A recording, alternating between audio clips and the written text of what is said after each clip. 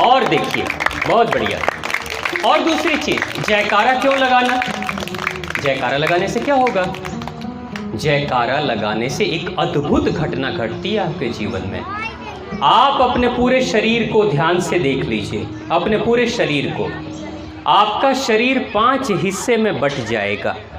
आपका शरीर, आप ध्यान से देखिएगा मेरे शरीर को, मैं अलग अलग कर रहा हूँ, इसको अलग अलग शरीर कर दूंगा, ठीक है? हाँ, ये मत समझ ली कि हम अपन गर्दन में है रख दें, खाली बतावत नहीं। मेरा गर्दन यहाँ से एक हिस्सा है, एक हिस्सा, एक नंबर ये, इसके बाद दूसरा नंबर यहाँ छाती से ठीक नीचे ये हिस्सा, ये 2 है। तीसरा नंबर ठीक कमर, ये 3 नंबर। कमर से ठीक नीचे घुटना 4 नंबर, और इससे नीचे पैर का तलवा 5 हिस्से में ये पूरा शरीर बटा हुआ है, और 5 ही तत्वों से शरीर बना होता है। कितने तत्वों से बेटा? कौन कौन सा तत्व किसी बच्चे को याद है? 5 तत्व कौन से होते हैं? अग्नि, जल, वायु, आकाश, पृथ्वी। हाँ, अग्नि, जल, वायु, आकाश, पृथ्वी 5 तत्वों से शरीर बना। 5 तत्व के अनुसार से 5 हिस्से में शरीर बटा। अब 5 हिस्से में शरीर बटा तो क्या होगा? सबसे नीचे, अब ध्यान से आप देख लीजिए, आप खुद अपने बीमारी के बारे में जान लेंगे कि आपके जीवन में क्या हो रहा है। अगर पैर के नीचे, घुटने के नीचे, ठेहुना के नीचे अगर रउआ कोनो तकलीफ बा, एकरा मतलब रउरा जल में जौन पानी पियतनी ओकरा में कुछ गड़बड़ी बा। नीचे घुटने के नीचे जल का हिस्सा होता है। हमारे मनोज राय जी तो एक डॉक्टर की तरह ही हैं, सब जानते हैं। फलेरिया की शिकायत, जेकर हाथ पैर बहुत मोटा हो जाला, उसको भी तो यही बोलते हैं ना, पानी जमा हो गया है। हाँ, पानी के जमा होने से धीरे धीरे शिकायत होने लगती है। लेकिन पानी जमा कहाँ होता है? वही घुटने के नीचे। तो सबसे नीचे बा पानी। देखी रहुआ जमीन पर, जिस जमीन पर रहुआ बैठल बानी, इस जमीन के नीचे पानी बानो, ऊपर तो नहीं खे, पानी नीचे बैठे नो। खुदाई कल जाई तो पानी निकल जाई, तो पानी हमेशा नीचे होला।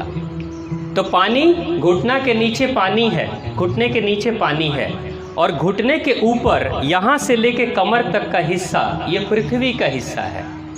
पृथ्वी गोल है, उसी तरीके से हमारे पैर भी गोल गोल से लगते हैं, मोटे मोटे से।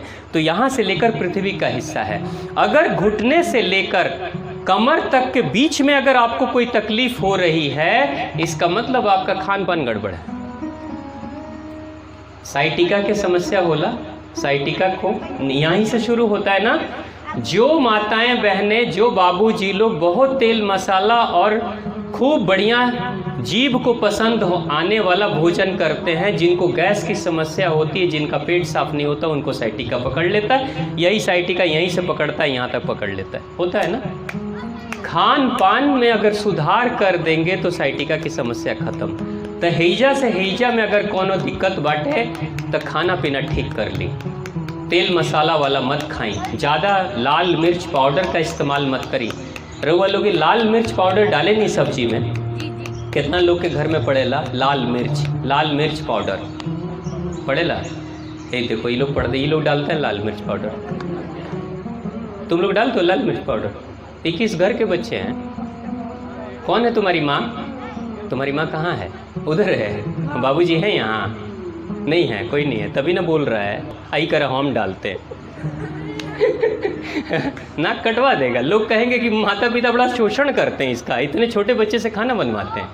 हाँ, लाल मिर्च पाउडर अगर रउआ गैस के समस्या, सर के दर्द, सीना में जलन, खट्टा डकार, हाँ, साइटिका के समस्या, कमर के दर्द, घुटना के दर्द से मुक्ति पावे के बाद तो लाल मिर्च के कभी मत डालें। पाउडर तो बिल्कुल ही ना। पाउडर में जानता नहीं का होला, जौन पिसाला नो लाल मिर्च, वो कभी ना गलेला। ओकर छिलका जाकर पेट के आंत में चिपक जाला, पेट के दीवार में, और जहाँ चिपकेला वही जलावेला। चूँकि मिर्च बाटे, ओकर गुण में जलावे को जलावेला, जौना आंत में चिपक जाला ओकरा के सड़ा देला, वही जगह घाव हो जाला, बाद में कैंसर भी हो जाला। तो लाल मिर्च पाउडर का कभी इस्तेमाल मत करें। अगर मिर्च डाले के बाद हरा मिर्च डाल लें। और अगर हरा मिर्च भी नहीं के लाल मिर्च डाले के बाद तो पीस के कभी मत डालें, खड़ा डाल दें। खड़ा डालेम तो सब्जी जब खाए के बारी आई तो खड़ा निकाल लेम। हाँ, रस तो निकल आया लेकिन मिर्च तो बाहर आ गई, मिर्च तो नहीं खा रहे ना। तो इसलिए ध्यान रखिए कि घुटने से लेके कमर तक में अगर कोई गड़बड़ी है तो आपके खान पान को बदल दीजिए।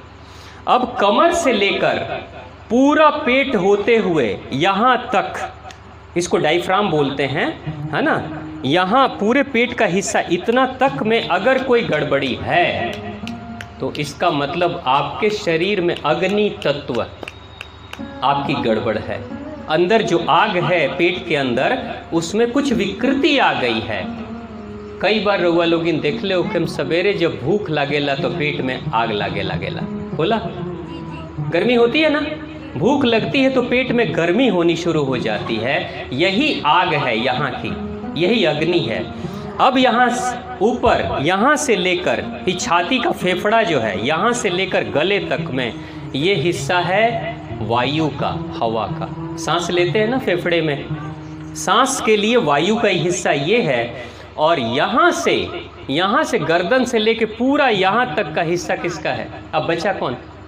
सबसे नीचे क्या? जल। उसके बाद ऊपर क्या?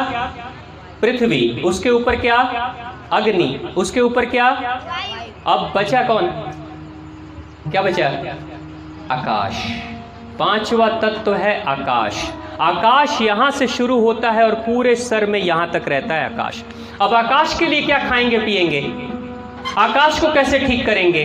मान लीजिए कि अगर फेफड़े में शिकायत है तो हम योग प्राणायाम करेंगे, सांस लेंगे छोड़ेंगे, कपालभाति अनुलोम विलोम करेंगे तो धीरे धीरे सांसों की समस्या ठीक हो जाएगी। हम फेफड़े को ठीक कर सकते हैं।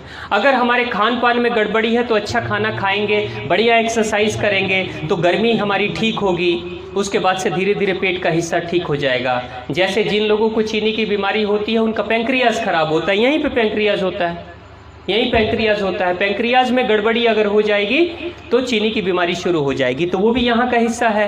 इसलिए जो आदमी, अगर किसी को चीनी की बीमारी है, शुगर की समस्या है, तो एक नियम अपना ले। अगर आप बीमारी से छुटकारा पाना चाहते हैं, आप में से किसी को शुगर की समस्या है? यहाँ नहीं है ना? बहुत बढ़िया। हाँ, तो शुगर की समस्या किसी को नहीं होनी चाहिए, लेकिन अगर किसी को हो गई तो सबसे अच्छा उपचार मैं बता रहा हूँ। शुगर की समस्या, हाँ, शुगर की समस्या उस इंसान को होती है जिसके शरीर से पसीना नहीं बहता है। हम आपको बता रहे हैं, बिहार में एक आदमी से मेरी मुलाकात हुई थी। 60 साल के उम्र में डॉक्टर साहब ने कहा कि आपको शुगर हो गया। मारवाड़ी हैं, बिजनेसमैन, व्यापारी, शुगर हो गया है। अब शुगर हो गया तो क्या करें? दवाई खाने की जरूरत पड़ेगी। तो वो बोले कि भाई हम दवाई नहीं खाना चाहते हैं, लेकिन हम शुगर भी ठीक करना चाहते हैं। तो डॉक्टर साहब ने बोला कि शुरुआत में दवाई खा लीजिए, कुछ दिनों के बाद ठीक होगा। लेकिन कुछ दिन खाए तो भी ठीक नहीं हुआ। उस इंसान को किसी ने बोला कि अगर चीनी की बीमारी ठीक करनी है तो मेहनत करना शुरू कर दो। 60 साल का आदमी रोज सुबह में 5 बजे अपने घर से निकलता है, आज भी 5 बजे अपने घर से निकलता है और 7 बजे लौट कर आता है। जब वो आदमी 7 बजे लौट कर आता है तो सर से लेके पूरे पैर तक उसके सारे कपड़े पसीने में भींगे रहते हैं, यानी इतना तेज चलता है। और 60 साल के आदमी की चाल ऐसे होती है कि उस सड़क पे नौजवान भी जो चलते हैं उससे पीछे ही रहते हैं। वो चलता कम है, दौड़ता ज़्यादा है। दौड़ता भी नहीं है, चलता भी नहीं है। समझ लीजिए कि न दौड़ रहा है न चल रहा है, बीच में चल रहा है वो। यानी कि उसकी एड़ी जमीन पे सटती नहीं, पंजे पंजे पे चलते रहता है, इतनी तेजी से चलता है। 2 घंटे चलता है, पसीना पसीना, पसीने से नहा के चला आता है। आज 5 साल से ज़्यादा हो गई उस इंसान को शुगर की समस्या बिल्कुल ठीक, बस पसीना बहाना शुरू कर दिया। तो मेहनत करने से ये जो क्षेत्र होता है पेट का वो ठीक हो जाता है। अग्नि बढ़ गई तो ठीक हो जाएगा। तो अग्नि को आपने बढ़ाना हो तो इस क्षेत्र को ठीक करो, मेहनत करो, एक्सरसाइज करो, पसीना बहाओ। सांस लेकर इसको ठीक कर दोगे, खान पान को ठीक करके जंघा वाला हिस्सा ठीक कर दोगे और पानी को शुद्ध करके नीचे ठीक कर लोगे। लेकिन इसको ठीक करने के लिए क्या करोगे? आकाश के लिए क्या खाएंगे, क्या पिएंगे? आकाश कहाँ है? आकाश को ठीक करना है तो एक ही उपचार है, ध्वनि।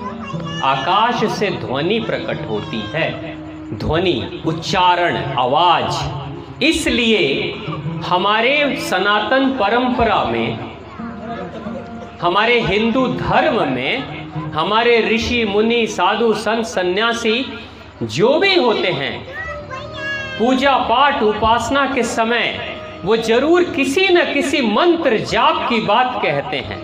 क्या करते हैं? मंत्र जाप। अब मंत्र जाप जब इंसान कोई करता है, जैसे राम राम राम राम का जाप कर रहा है, माता रानी का जाप कर रहा है, ओम का जाप कोई कर रहा है, गायत्री मंत्र का कोई जाप कर रहा है, हनुमान चालीसा कोई पढ़ रहा है, ये जितने भी पूजा पाठ में बार बार किसी चीज को दोहराई जाती है, तो जरा सोचिए कि राम राम को रटने से क्या होगा। राम राम को रटने से कुछ हो न हो, लेकिन हमारा जो आकाश तत्व है वो बलशाली हो जाता है। इसलिए सारे मंत्र जितने भी होते हैं वो सब के सब उच्चारण के माध्यम से बोले जाते हैं। इसलिए आप मुंह में ही बोलते हो। अब राम नाम का जाप आप फेफड़े से तो नहीं कर सकते ना, पेट से तो नहीं कर सकते, पैरों से तो नहीं कर सकते ना, यहीं से तो करोगे। इसलिए कहा जाता है कि सोच समझ के बोलना चाहिए। कब भगवान आपके इस ब्रह्मांड के, आपका ये जो मस्तक है ना, इस मस्तक की आवाज से ये ध्वनि कब निकलेगी और कब उस ब्रह्मांड में आकाश तत्व में ये ध्वनि मिल जाएगी, आपको पता भी नहीं चलेगा। इसलिए कई बार इस बात को कहा जाता है कि गलती से भी किसी के लिए अपनी जुबान से कोई गंदी बात मत निकालना, क्योंकि 24 घंटे में कभी एक बार आपकी आवाज को आकाश में भेज दिया जाता है, और कब वो आपकी आवाज आकाश में चली जाती है, कब भगवान सुन लेते हैं, कुछ पता नहीं। क्या पता मुंह से कोई बात निकली और भगवान सुन लिया और कह दिया तथास्तु, अब जाओ यही होगा, और होता है। कुछ दिन पहले की बात, मैं आपके क्षेत्र की बात बता रहा हूं। एक पति पत्नी की लड़ाई हुई आपस में, पति पत्नी की आपस में लड़ाई हुई, और लड़ाई होने के बाद से पति को कहीं जाना था, तो पति निकलकर अपने घर से जब जा रहा था, वो भी नाराज होकर डांट वोट के जा रहा था, पत्नी भी बहुत नाराज थी, दुखी थी। जा रहा था पति, तो पीछे से पत्नी बोल रही है कि कहीं जाके एक्सीडेंटे कहीं नहीं कर लेता, नहीं यहाँ के मर जाती कहीं तो ठीक हो जाए, ऐसे करके वो बोल दी पत्नी। और ये ज़्यादा दिन की नहीं, ये 1 साल पहले की बात मैं बता रहा हूँ कि कहीं मर जाती तो ठीक हो जाए, बोल दी।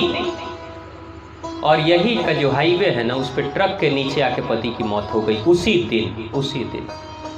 पत्नी बोली और उसी दिन पति मर गया।